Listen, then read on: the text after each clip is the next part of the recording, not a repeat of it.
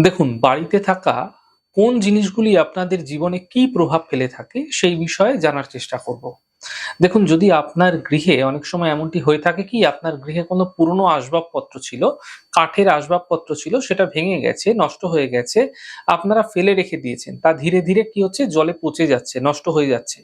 এমনটি হচ্ছে তাহলে মূলত রবি দুর্বল হতে থাকে। রবি দুর্বল হলে কি হয়? দেখুন, রবি হচ্ছে মান-সম্মানের কারক।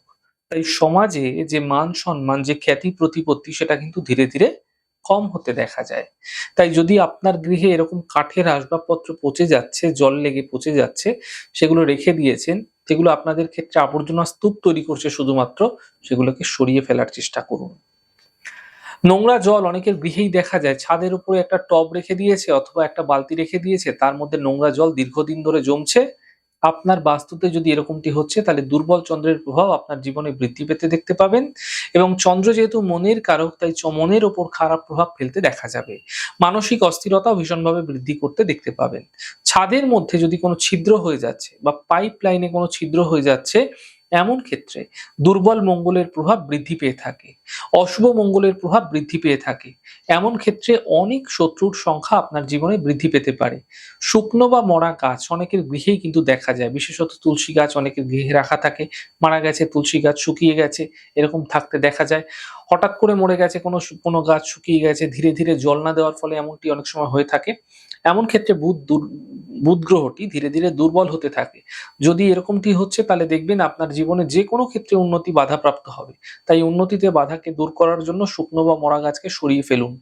পুরনো বা ছেঁড়া কোনো জুতো যদি গৃহে রেখেছেন, বহুদিন যাবৎ রয়েছে সেটি, তাহলে জানবেন শনির দুষ্প্রভাব আপনার জীবনে বৃদ্ধি পাচ্ছে। এতে ব্যবসায়িক ক্ষেত্রে সমস্যা ক্রমাগত লেগে থাকতে দেখতে পাবেন। সমস্যা শেষ হতে চাইবে না। একটার পর একটা সমস্যা চলতেই থাকবে।